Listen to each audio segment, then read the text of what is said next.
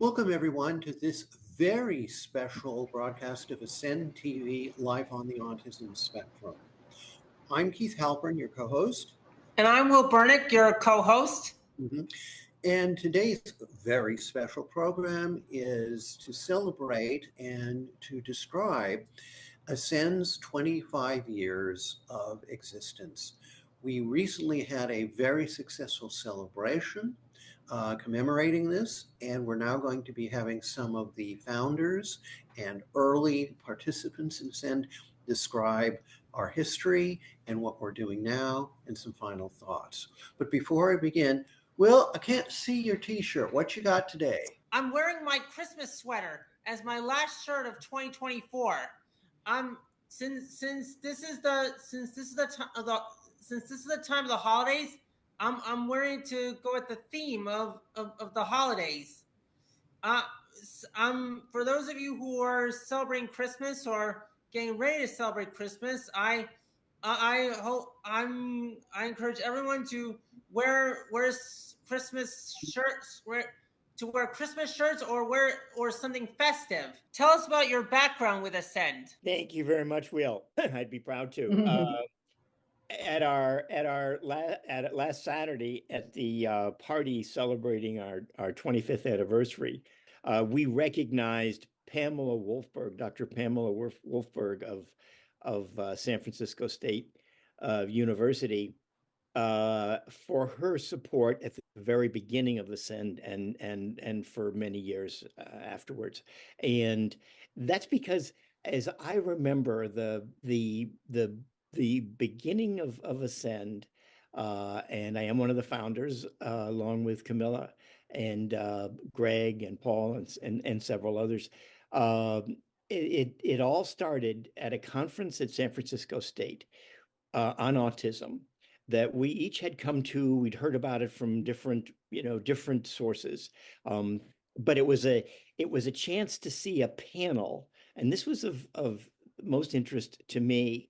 Was a chance to see the panel of adults on the autism spectrum talking about their lives. And we, some of us in that group were parents of a child who was going through the educational system, when we knew that when public education finished with high school, a lot of the supports that we had enjoyed and that had been important in our lives, in my case with our son, and in my wife's case and mine with our son, those supports went away. And so we were really curious about what life was like for adults on the autism spectrum. After that conference, at the end of that presentation, a group of us kind of migrated, and Camilla, I'm going to be interested to know if you have the same recollection of this or similar.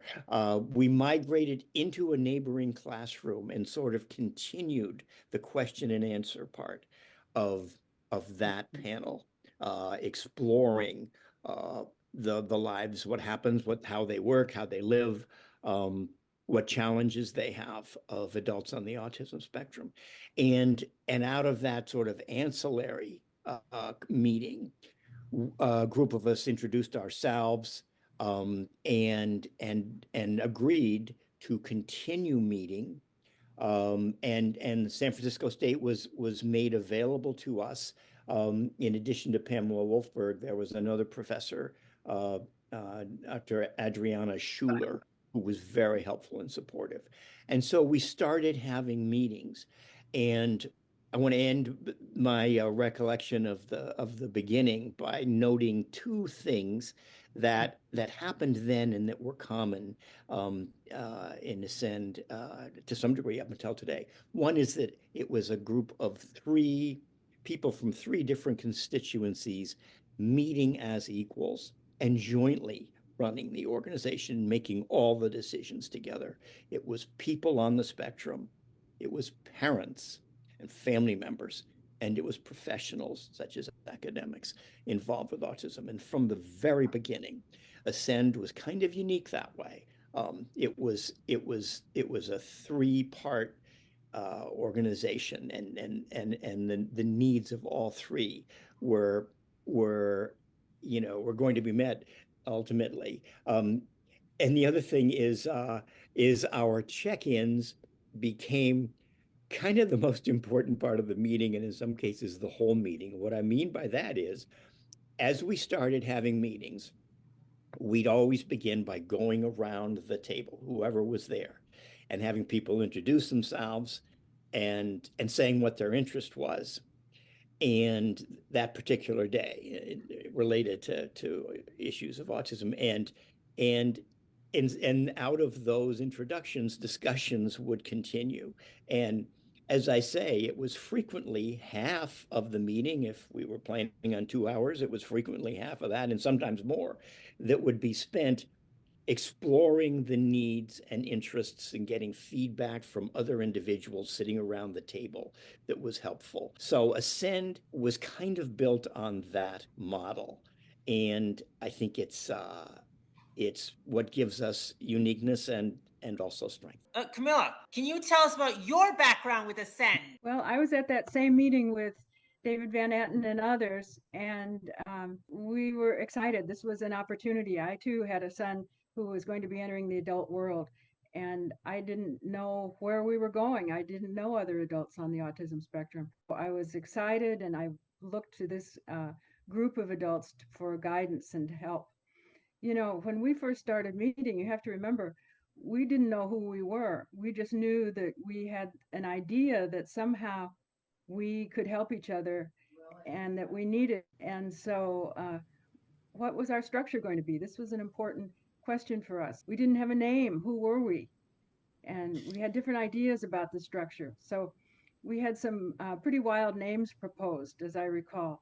And finally, I think it was Marcella Ducree who suggested AASCEND, and she was a prominent harpist in San Francisco with the ballet, and she suggested the name AASCEND. And so we said, okay, that sounded good to us. And so we moved on from there. And her husband, Malcolm McAfee, who was an educator, thought that we should be a nonprofit. Other people in the organization felt very strongly that we should just be, not just, but our function was to be a support group, and we didn't want to be weighed down with the requirements of a nonprofit. Remember, we had no money and we had no home. It seemed a little audacious in a way to consider being a nonprofit, but Malcolm brought in a facilitator, and we spent a full day kind of wrestling with these issues and deciding who and setting up a statement. And I have to say, when we did decide to become a nonprofit, we lost some of our members because they just weren't ready to sign on for that kind of responsibility. I have to say that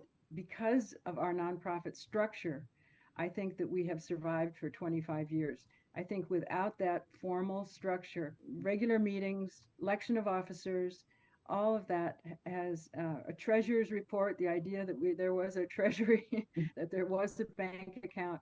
I think all of that has allowed us to grow and flourish over the time. When we started this, people would say to me, I didn't know adults had autism. I thought that was just for kids. And so we were very much in the mode of autism awareness. We knew that that's where we wanted to go. And then through the years, we've moved through to autism awareness and autism acceptance, and now we're at autism advocacy and action. So we've come a long way since those early days. Tell us about your background with AASCEND. Thank you, Will. Well, I was not at the original conference at San Francisco State in 1999 that David and Camilla and our co-chair Greg Yates and others were at. But I missed those early days. AASCEND was already named AASCEND, and it was already a 501c3 nonprofit when I came in just a year later. So that initial group seemed to have acted pretty quickly by the time I got there. I also, building on what David and Camilla mentioned, what is unique about AASCEND, and I think since we started some other groups, I have also adopted the idea of a three-way equal and respectful partnership between autistic adults, their family and friends, and as well as professional service providers and academics. And I represented, I guess, the professionals in that triad initially. At the time I came to Ascend, I had worked for 20 years in nonprofits that served adults with developmental and other disabilities, and I had a lot of clients and also friends who were on the autism spectrum. At that time, and this is what is really interesting, a lot can happen in 25 years. And in our early days, it was really autism and Asperger's, and which we still preserve in our name. ASCEND starts with, was an acronym, is an acronym, and the first two A's stand for autism and Asperger's syndrome. Most organizations have dropped the Asperger's since it was dropped as an official diagnosis, but a lot of our members, that was the diagnosis that they came to late in life. And it was really a struggle and a hard one, and it was so much part of their identity that we retained the name. So that was one thing I wanted to say, because I'm sorry, I have a cold. I'm a little discombobulated. In 2006, was actually recognized by the United Nations as International Asperger's Year. And in that year, Ascend held one of our conferences at San Francisco State, and it was called the IAY, for International Asperger's Year's Summit of Adult Autism Peer Groups. And we invited about 12 similar organizations from around the U.S. To attend. And since then, we've really moved, we and the whole world have really moved away from that and to accepting and embracing autism as not just a way of not just a we've really moved away from diagnosis. We've never required people to present a diagnosis to attend our meetings. We honor people's self-diagnosis, but we really look at autism as I guess we take the spectrum, and instead of making it linear, we make it global. And we now talk, as do most people throughout the world, talk about neurodiversity and neurodivergence, and as identity and a way of being and a way of thinking and a way of feeling and perceiving the world. And that has always been what was most interesting to me. I joined Ascend more than 20 years ago as a professional service provider, but I left that career. I switched careers about 10 years ago or longer, and but I moved into the friend category of the three parts of our membership. I also wanted to mention what I think is really special about Ascend as an all-volunteer 501c3 nonprofit is that everything we do has always been free. When we hold our conferences, we offer a sliding scale and most people pay, but every one of our meetings and our picnics and our hikes and our job clubs are free of charge to all. Thank you very much again, Dave, Camilla, and Jack. What I'd like to now have you discuss are how Ascend has developed in the time since then, say in the last 12 to 15 years. What are your various perspectives on how we've gone at that point? Dave, would you like to begin? Certainly I would, Keith.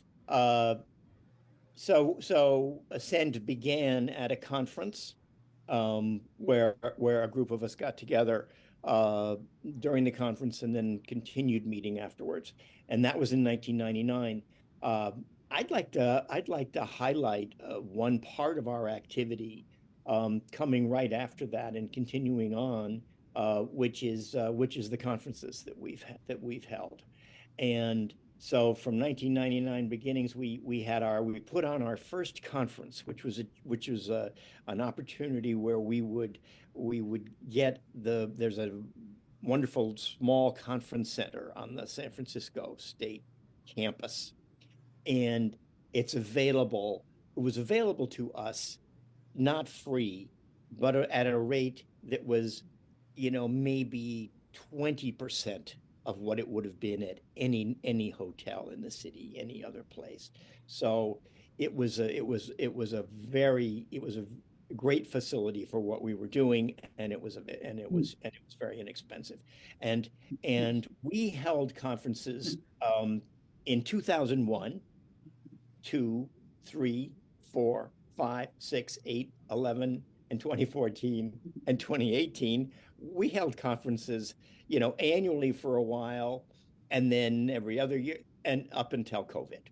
And at those conferences, as Jack has said, we we wanted to get everybody who we could to attend.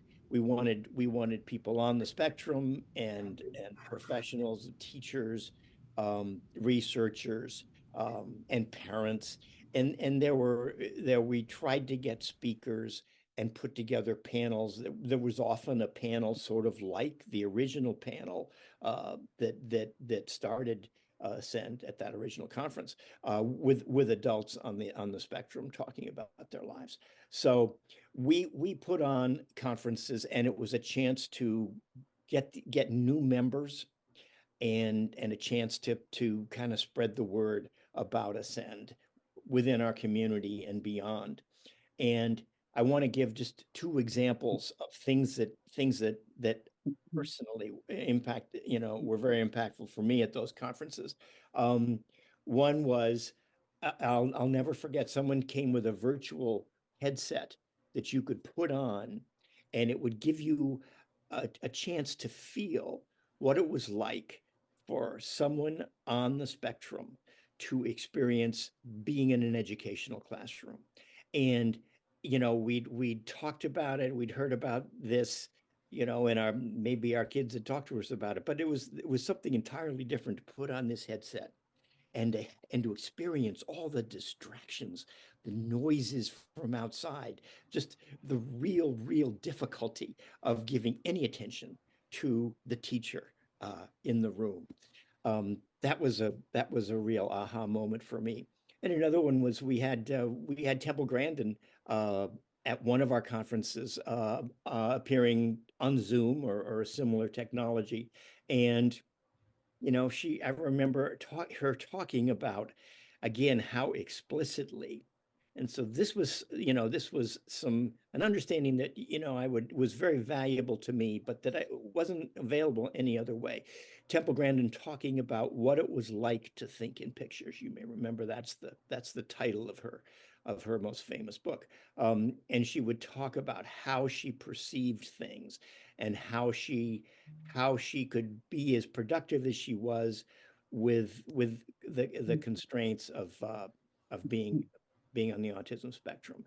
And I remember that day she emphasized that she needed a pilot's checklist for everything. She said, if you ask me to do something, it's very possible that I can do it, but you need to give me a pilot's checklist, step by step by step. That's what I need because of the way that I think.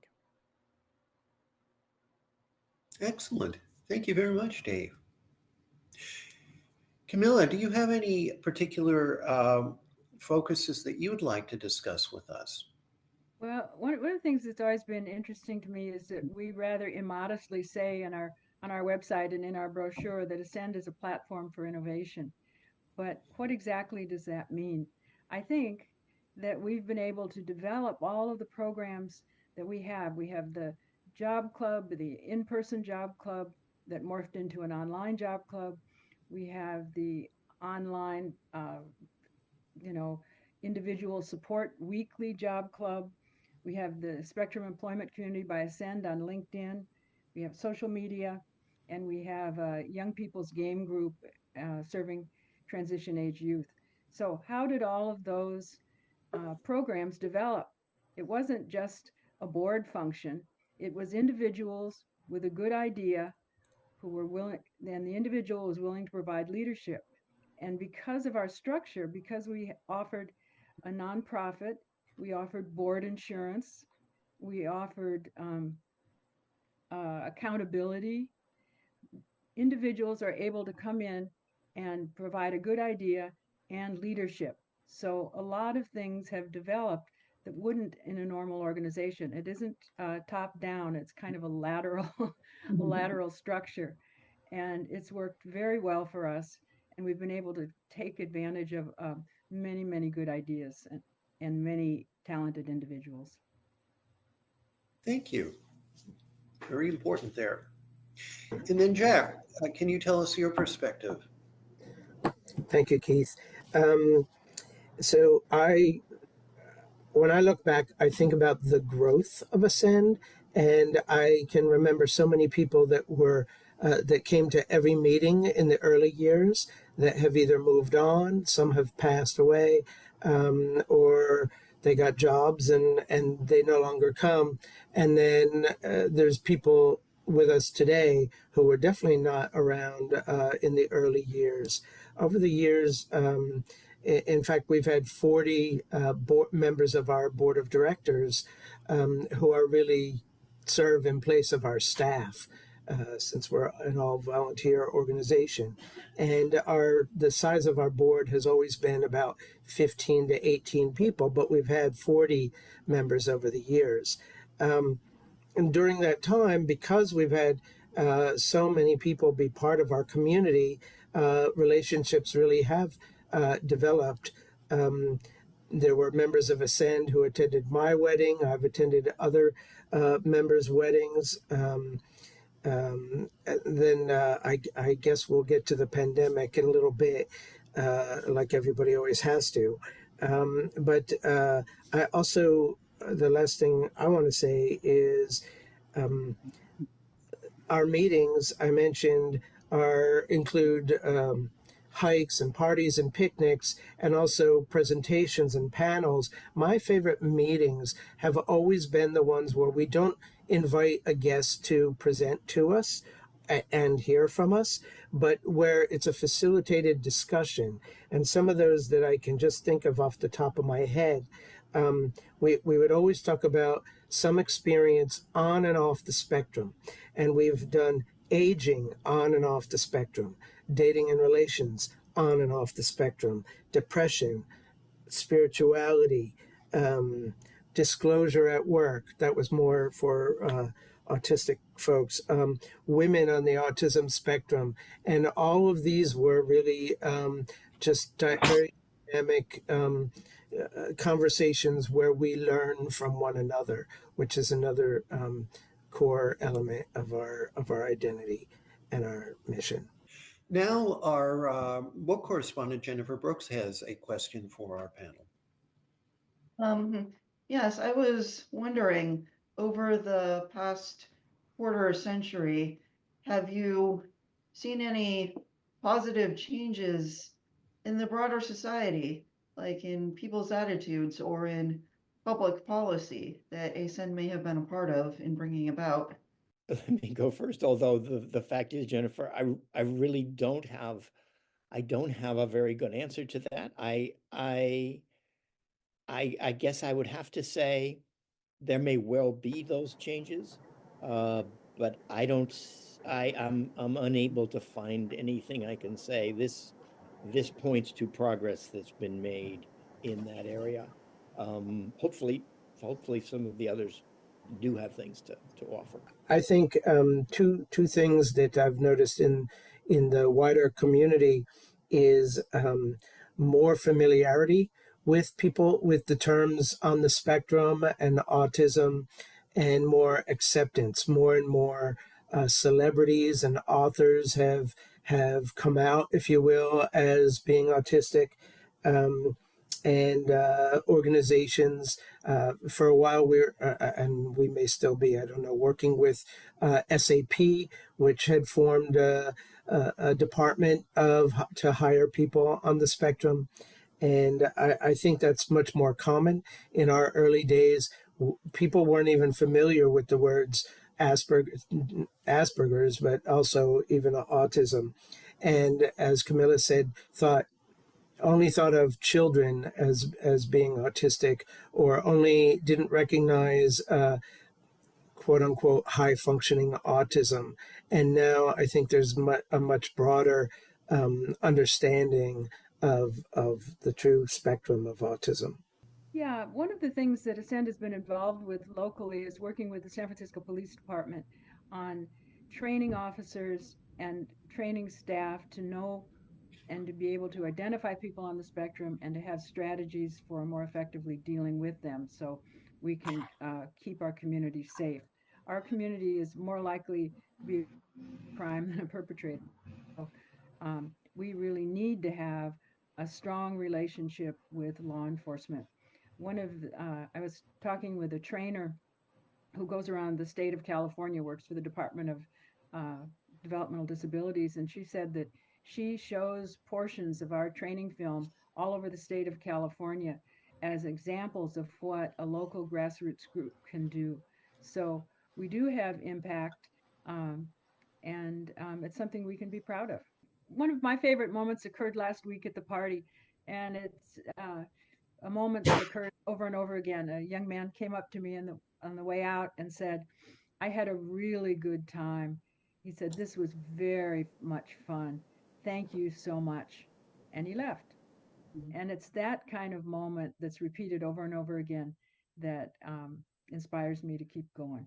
And my favorite moments would be a lot of autism resource fairs and conferences, not of ours, but that any number of our members would attend and present to schools and conferences around the country. And then autism resource fairs, because they're sort of an all-day event and they're staffed by our autistic members and our neurotypical members, and we just have so much so many connections and dialogue with people beyond AASCEND, both locally in the Bay Area and across the country. So Stacy, I'll happy to share with you.